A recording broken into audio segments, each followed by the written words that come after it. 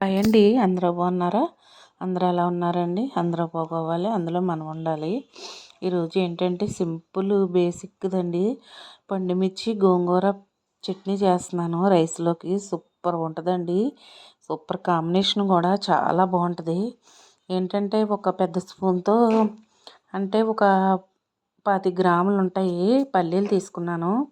ఒక 10 పండు మిరపకాయలు తీసుకున్నాను.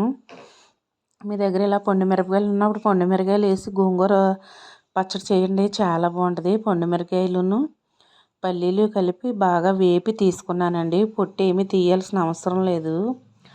పొట్టులో ఫైబర్ ఉంటుంది. పొట్టు తీసి కొంచెం మంది చట్నీలు అవి చేస్తారు, కానీ నేనైతే పొట్టు ఏమీ తీయనండి. ఇప్పుడు తర్వాత కడిగి పెట్టుకున్న గోంగూర ఉంది, ఆ గోంగూర వేసి నూనెలో, ఇంకా మనం పల్లీలు అవి తీసేసిన తర్వాత కొద్దిగా నూనె ఉంటుంది కదండి, ఇంకా నూనె పోయాల్సిన అవసరం లేదు. ఆ నూనెలో శుభ్రంగా వాడిపెట్టిన గోంగూర, చిన్ని నిమ్మకాయ సైజు చింతపండు, ఎక్కువ వేయకూడదండి. ఇది పుల్ల గోంగూర కదా, కానీ ఆ పులుపు సరిపోదు, కొద్దిగా వేయాలి. వేసి చక్కగా చింతపండు ఈ గోంగూర బాగా ఉడికిపోతుంది. నూనెలోనే స్మాష్ కింద అయిపోయి బాగా ఉడుకుతుంది అనమాట. ఉడికిపోయిన తర్వాత మనం ఏం చేయాలంటే చూడండి, అది అడిగెట్టేస్తుంది, మెత్తగా అయిపోయింది. అది పక్కన పెట్టేసుకుని తర్వాత ఇప్పుడు వెల్లుల్లిపాయలు అందులోనే వేసేసాను మిక్సీ పట్టేద్దామని. తర్వాత మనం ఇప్పుడు మిక్సీ గిన్నెలోను పల్లీలు, జీలకర్ర, ఉప్పు, పండు మిరపకాయలు, ఆ తర్వాత చిన్నది ఎంత ఒక కుంకుడు గింజ అంత బెల్లం, అది మీకు నచ్చితే వేసుకోండి, లేకపోతే లేదు. పులుపుని బ్యాలెన్స్ చేయడం కోసం నేనైతే వేస్తాను. అదిగో పల్లీలు, జీలకర్ర, పండు మిరపకాయ వేసాను, తర్వాత ఉప్పు వేసాను. తర్వాత ఇవి పట్టుకొచ్చాక అప్పుడు గోంగూర వేస్తాను. చిన్ని చిటికెడు బెల్లం ముక్క కూడా వేస్తాను నేను. ఇది కొంచెం మెత్తగా ఆడిన తర్వాత ఇప్పుడు గోంగూర వేసేస్తున్నాను, చల్లారిపోయింది.